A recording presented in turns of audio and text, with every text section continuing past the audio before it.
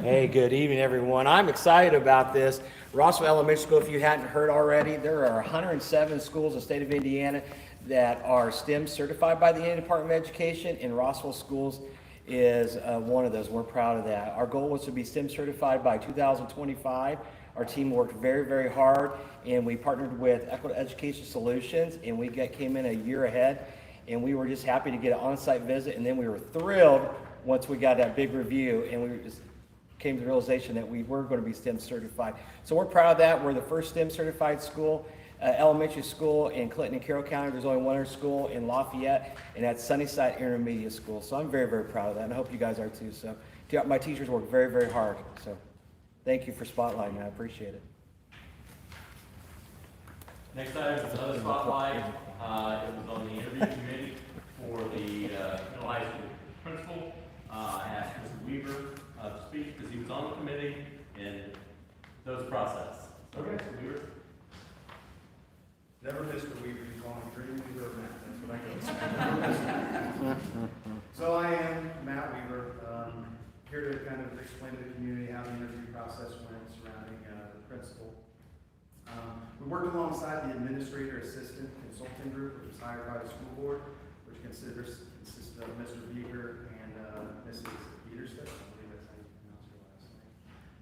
But the interview committee was made up of 4 students, 5 community members, and 5 staff members. The way the students were selected, all of the names for high school students were put into a computer program that was randomly selected. Those students were then asked to participate. If they chose to, they were part of the interview committee.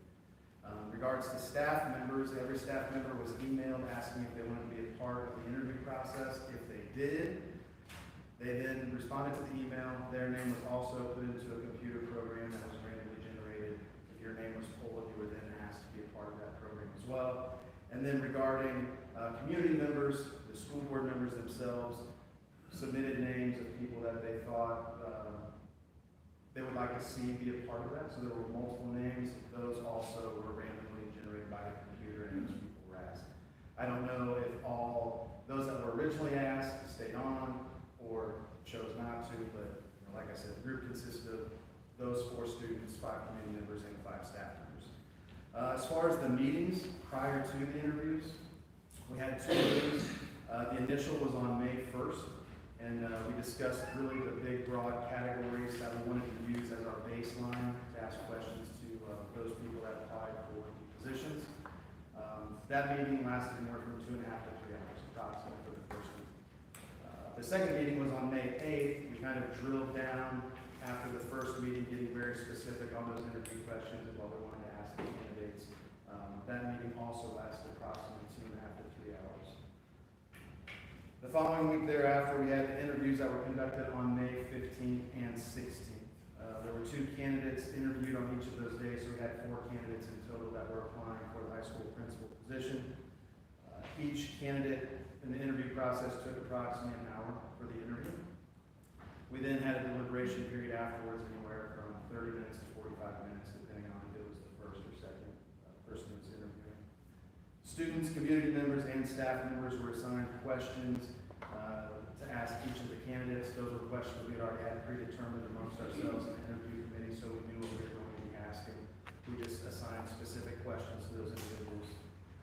Mr. Beaker and Mrs. Peterstead helped moderate the interviews with each candidate and would interject as needed. Pull out maybe some more information that myself may have been ignorant on certain subjects, and they knew within the scholastic side to be able to ask a little bit more prompting and to get some information out of them. At the end of the 2-day process, the interview committee passed along 1 candidate to the school board that we felt met the high standards and expectations of Rossville High School's principal, and another candidate who we felt would be the same as assistant principal. And throughout the entire process, I have to say, I've been involved in many hiring committees. This was very detailed, very planned out. I think there was some wisdom proposed in this whole process as far as having a diverse group from students, staff, and community members. Everybody brought a pretty diverse background, and we were all able to at least come to a clear conclusion on who those candidates would be and pass on to the school.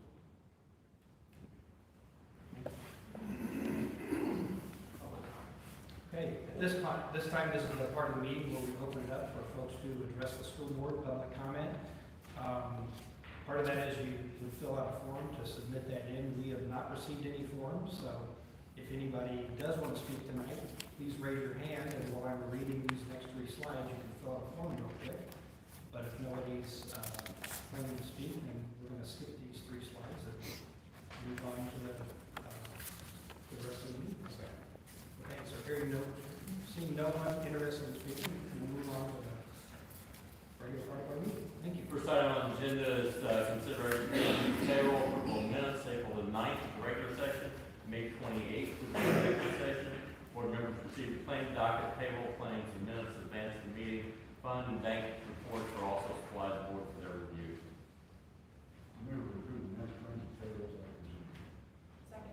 Been properly moved and seconded to approve the minutes, claims, and payrolls as presented. Is there any discussion? Hearing none, all those in favor signify by saying aye. Aye. Opposed, same sign. That motion carries. So, consideration of middle high school principal. Just talked about how the comprehensive randomly selected team interviewed candidates, 2 on the 15th, 2 on the 16th. They provided 1 candidate to the board, and recommending Mr. Michael Hammond as the position of principal at Rossville Middle Senior High School, and currently serving as assistant principal at Benton Central Junior Senior High School, where his responsibility include discipline, attendance, teacher evaluation, and event supervision. His role demands a high level of organization skills and the ability to manage multiple tasks effectively. He has consistently demonstrated his capabilities to excel in those areas. Recommend a 220-day contract, base contract salary for the first year at $106,000, and that's the 24-25 school year. Also recommending the assistant principal. Again, we took members of that original committee, narrowed it down to a student, a parent, Mr. Hammond, staff member, and a teacher to be on that committee. They interviewed candidates, and then on the that was on May 29th. They discussed it, and they're pleased to recommend Sierra Hall for the position of assistant principal at Rossville Middle Senior High School. She's currently serving as assistant principal at North Judson Santa Pierre School Corporation. Her responsibilities include discipline, attendance, the teacher evaluation, and serving in the corporation as Folsom Family. Recommending her for a 200-day contract, the base salary of $82,500 for the 2024-25 school year. Another personnel item is job description update. The principal job description, and that was updated, and it transferred the 504 coordinator responsibility to assistant principal. It was there before, back in December. We moved it over, and we're moving it back. The assistant principal's job description was also updated to reflect current educational terminology and practices.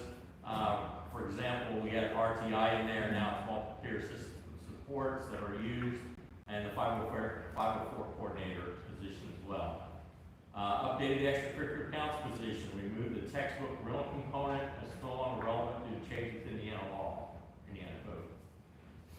Job description update. Cafeteria manager job description was updated to align with current responsibilities and changes. Qualification, they must meet USDA minimum hiring standards for food service directors. That depends on the size of the corporation. Those are published online through the DOE, plus also the USDA. Essential duties: create recipes compliant with the Department of Nutrition, create a food service plan to ensure the plan will stay updated with appropriate rules and regulations, prepare free and reduced lunch information, and complete the annual submission of the curriculum materials state report, work with the food service management program on problems that may arise, enter claims, vouchers for monthly bills to be paid, ensure compliance with all health department regulations, and maintain an ongoing relationship with the local health department, and prepare free and reduced lunch application, direct certified application, and various verifications needed. The next personnel item is consideration of retirement. Teresa Urick has submitted her retirement notice. Her final day was May 31st. She served the district for 25 and a half years.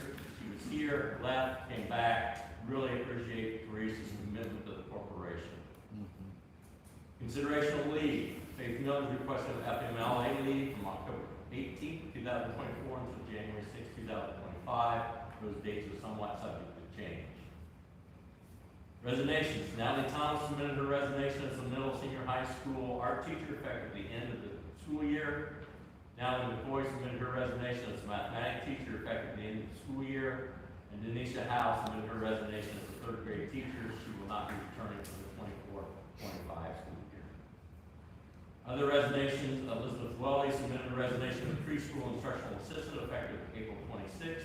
Christy Ummel submitted her resignation as a tier 2 instructional assistant at the end of the school year. Faith Miller, resignation as a middle school student council sponsor at the end of the school year. Lisa Chase Babcock submitted her resignation as a custodian effective immediately.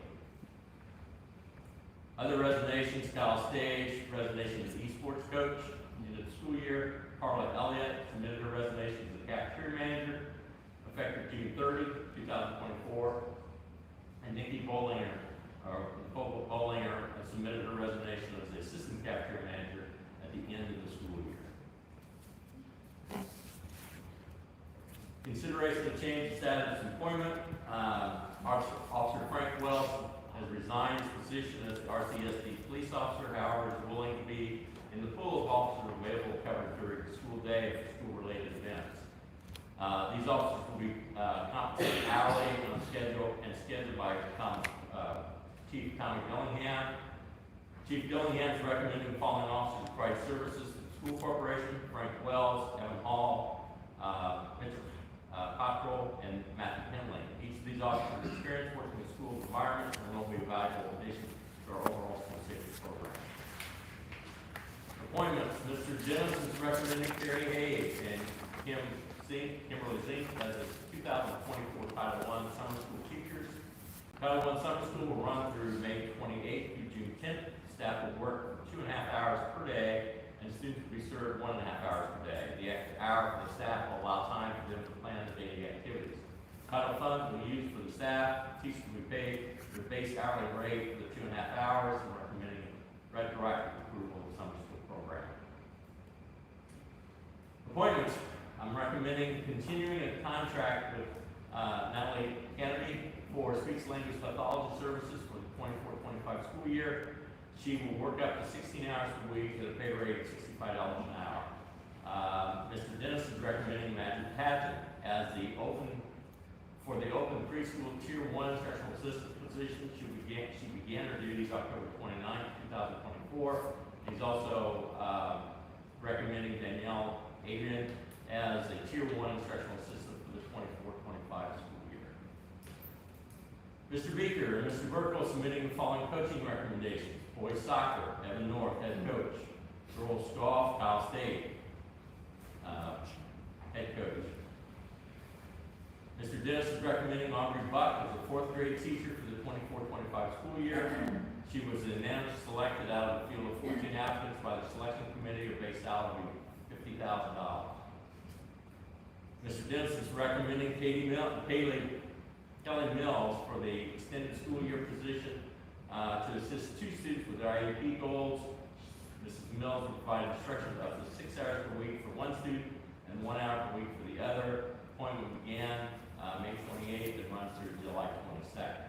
She would compensate her hourly base hourly rate. Recommending Marshall Crawford for the open teaching position of Rossville Middle High School. Interview committee selected Mr. Crawford based on their evaluation of the candidates. He would be compensated at a base salary of $47,400 for the 24-25 school year. And Mr. Gorbat's recommending Ben Stewart as a tier 1 custodian. Mr. Stewart will begin his duty pending his background and reference checks. Recommending Brenda Lovelace for the position of homebound instructor to support a high school student in English 11, Algebra 2, and BSD. Mrs. Lovelace provided instruction for up to 3 hours per week. Her duties began April 29th and concluded on May 24th. Recommending Nicholas Wolford as an esports sponsor for the 24-25 school year. Mr. Dennis is recommending Michelle Hauser for the 24 through 26 literacy cadre. Literacy coach. It's a new position funded partly through the Literacy Cadre grant. I'm recommending recommending the addition of 2 Tier 1 instructional assistants, one for the Rossville Middle Senior High School and the other for the elementary. The need was determined by case conference submitted for these two individual students. Recommended Tammy Lynch and Karen Walker to detail the interior of school corporation buses and activity buses rated at $125 per class.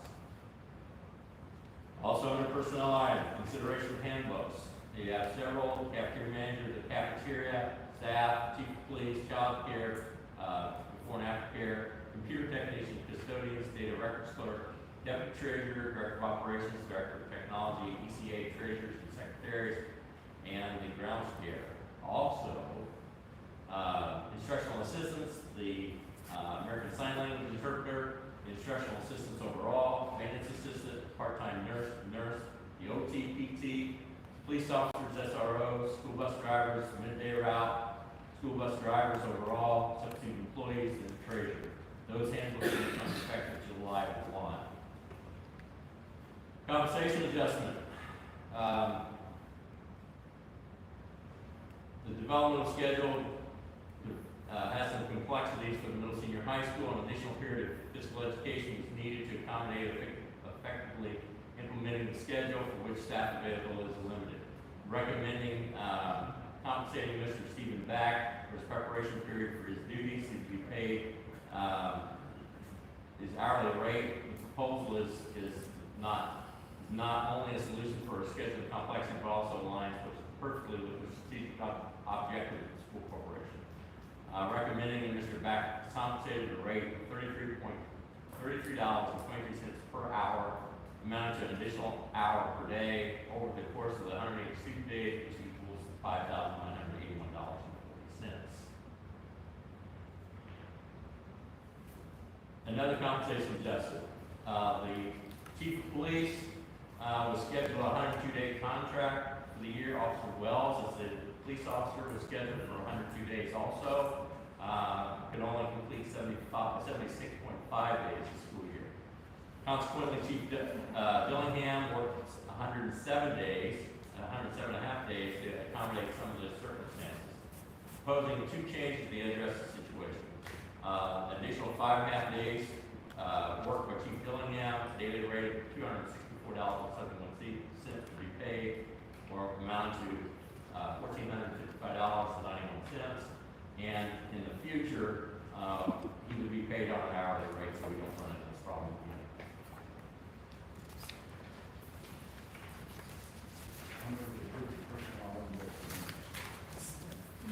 Been properly moved and second to approve the personnel items as presented. Is there any discussion? Joe, I would just like to say thank you to everyone who was on the committee, that was selected to be on the committee, and for your time that it took to do the interviews and go through the entire process. So just thank you for everyone who participated in that. All those in favor, signify by saying aye. Aye. Opposed, same sign. Motion carries. You're welcome. Policy items. First, I think we have 3 handbooks. The first is consideration of 101 student advice handbook. It was updated with changes. Major changes included revising handbook language to be clear, removal of any reference to tech fees or textbook fees, and revising price the tablet for replacement parts. The elementary handbook was also updated. Changes included board policy, which is medication policy, the attendance policy, student discipline policy, reviewed and revised the student discipline framework, removal of discipline K-12 and K through 2 and 3 through 5 charts, add a new level 1 and level 2 framework development for RES PBIS committee, updated board policy 4210, which is did that twice. Administration of medication, and then updated special education service. A lot of the policy changes came about through Indiana law changing this last legislative session. A middle senior high school handbook was also updated, underwent major improvements, enhanced readability and ease of access. A table of contents accurately reflects the different sections of the handbook. We added an index, so you can go to the Word and find it, what page it's on, and then the content changes were the changes in Indiana law. So that's wellness policy, administration of medication, vaccination, immunization, school enrollment, student directory information, National Honor Society, extracurricular and co-curricular participation, the attendance policy, the discipline policy, and the use of generated artificial intelligence programs. Other policies, again, a lot of these came out because of changes in law. 1800 the equal opportunity policy was retired, it was renumbered to a single bit. And then section 1800, again, legal expense reporting is a new policy required by legislators. 3540 is teacher appreciation grant. Bring this annually because you have to bring it annually. Nothing's changed in that policy except maybe the date. I don't think we changed anything else. Transfer students, is revised because it has section in there about fees or tuition, which is no longer relevant. Student wellness policy change. This one policy changed because there's a section in there about cell phones now. Attendance policy change. Habitual truancy policy change. And then 4323 was the habitual truancy policy that was retired. Other policies, use of student media, social media by students. 4350 is a new policy. Use of metal detectors was recodified, just changing the number. 5541 is the credit for religious instruction release time. That's a new policy by legislators. 6405 cafeteria charge payment return policy was revised, and 6421 student lunch meal account policy was added. Properly moved and second to approve the policy items as presented. Is there any discussion? Hearing none, all those in favor signify by saying aye. Aye. Opposed, same sign. That motion carries. Financial items, consideration of transportation costs and fees. 2024 handbook for the classified staff school bus drivers increased the rate of their school activity trips to $17 per hour, minimum 3 hours of $1. Rate aligned with the area districts, and I'm recommending increasing the second activity bus charge from $40 to $50, excess mileage to 180, anything over 180 miles from $50 or 50 cents, to change that to 200 miles at $1.50. Increase will take effect July 1. Give you an example, I talked to the transportation director in Brownsburg. They pay their drivers for $27 something per hour, and it's $3.25, I think, per mile, no matter how far you go. So, give you some context. Also, financial item, extracurricular financial report. Mr. Forrest has submitted that for the board's review. The period is July 1 to May 31. It's required by state board accounts. Final for the fiscal report for the school year, and it's up to audit in future dates. Consideration of curricular materials. House and Hold Act 1001 prohibits Indiana schools from charging students for curricular materials, which is defined by Indiana Code 20-18-2-2.7. General Assembly has a lot of funds to eliminate textbook and curricular fees. Rossville Elementary and Middle Senior High School submitted projected course textbooks, consumables, and fees that would have been charged prior to legislation. I'm recommending approving that. We have to have that in order to receive our funds back from the state.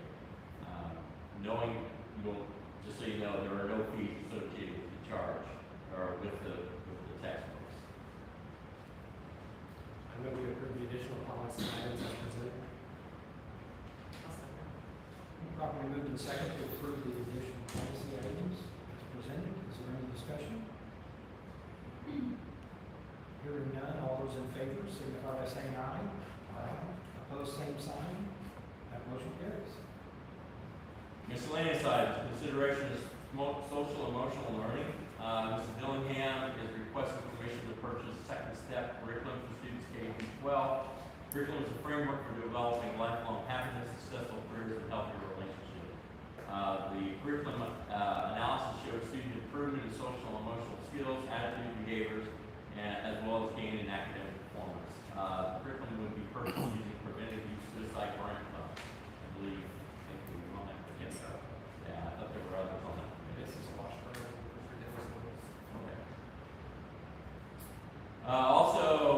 camps, girls basketball, May 29th through 2nd, or April 29th through May 2nd, boys basketball, May 28th through 31st, boys basketball, June 11th, high school, wrestling, June 10th through 13th, volleyball, 10th through 12th, boys basketball, June 18th again, tennis on the 17th through 20th, tennis again, just in case you didn't get it the first time. Volleyball, same way. Well, volleyball is middle school, June 18th and 19th, and then high school the 18th and 19th as well. And boys basketball on June 21. Fundraisers, board policy requires all fundraiser activities be approved by the building principal.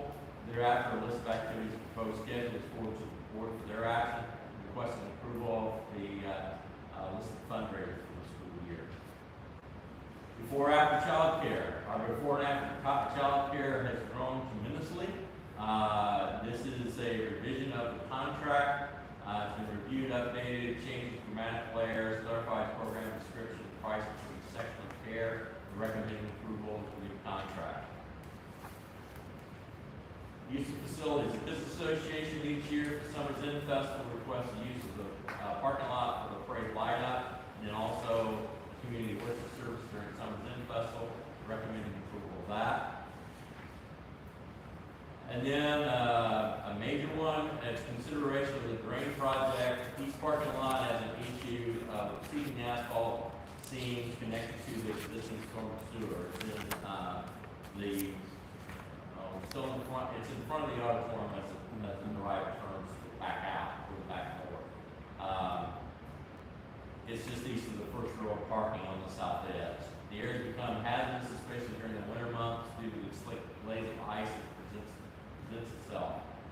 Recommending FNK construction with proposed solution. They're to secure the services 40 linear foot of 6-inch underground drain to repair the area. The cost of the project is $45,000. You'd have to pay that out of the rainy day fund. There's not a submission of kind of appropriations in the operations fund. Different to save the overall parking lot, or help save it. Proposing to need seal coating and crack sealing to maintain the integrity. This will be done after that part of the project. Seal coat 260,860 square feet of parking lot. Crack and seal 9,500 linear feet of transverse and lateral asphalt pavement cracking. And striping consists of recreating the parking lot lines for existing layout. The total of that project is $48,595.40, and that again would be out of the rainy day fund. Other miscellaneous is donation. Rod Miller donated $200 to Russell FFA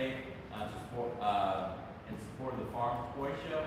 Gibson Paving donated $22,679 to the Russell Athletic Department for a pole vault system, and I'm recommending approval and extending the district's appreciation for that support from the community.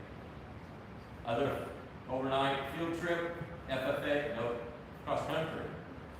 Team is requesting their annual trip to Lincoln State Park in Lincoln City, Indiana. That is July 23rd through the 27th. This has become an annual event, and it has rained in the past, so let me know. Consideration of overnight conference. Mr. Shadbolt and Mrs. Coughlin is requesting permission to attend Power School Users Group Midwest Annual Conference October 6th to the 9th in Michigan City. Conference Power Schools are student management system. Conference update users and changes enhancements to the Power School system, state supporting IUE requirements. This allows Mr. Shadbolt to customize Power School with better workflow for all users. I am recommending approving the overnight stay for this conference. Another conference overnight, I'm requesting permission to attend the Zonar Users Conference October 21st and 22nd in Dallas, Texas. I've been selected as one of the 12 speakers to present at this conference. Zonar will pay for the flight and hotel costs. I will be speaking about how Zonar has become a vital component of safe operation of our transportation system. Summer School Camp Program. Clinton County 4-H Extension along with Purdue University Education will hold a 4-H welding workshop from June 3rd through the 7th, from 9 a.m. to noon. It's going on now, or this morning. The workshop will be instructed by Mr. Jesse Davis and held in our ag department. They have the certificate of assurance and listing the district as additional insurers of the security of the event. And then also, along with that, the Learning Network and Clinton County Adult Education would like to offer an AWS welding certification program this fall at Rossville Senior High School or middle school. The training would be in 5 weeks from September 9th through the 11th and meet up to 3 nights in a week in order to get 40 hours of training completed. Graduates take a hands-on certification exam that would end leading to a transferable workforce development, workforce credential. A certification program is instructed again by Mr. Davis, held in our ag department. Go ahead. We properly moved and seconded to approve the miscellaneous items as presented. Is there any discussion? Hearing none, all those in favor signify by saying aye. Aye. Opposed, same sign. That motion carries.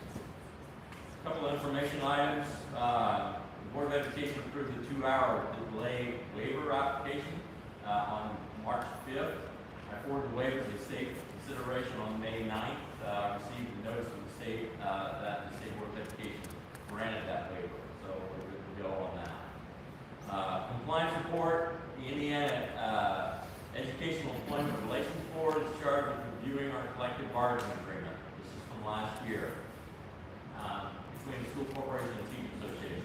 On May 29th, the School Corporation received notice that the compliance officer found no items, find all items reviewed to be compliant and make no further makes no findings of non-compliance. So we are completely compliant with our contract. Other items for information: field trips, work-based learning students on April 10th, resume workshop in Frankfurt, FFA, Area 8 livestock judging in Logansport on the 10th. Second grade went to explore STEM in Lafayette on the 11th of April. Top 10 seniors had their dinner on April 16th in Lafayette. Work-based learning students on April 17th, and reverse jobs fair in Frankfurt. And on the science class on the 24th of April went to the Indianapolis Zoo. The 6th grade on May 2nd went to Shades Park. AP Enviroscience on the 3rd went to solid waste disposal. Kindergarten on May 7th, Zoo Circle in Columbia Park.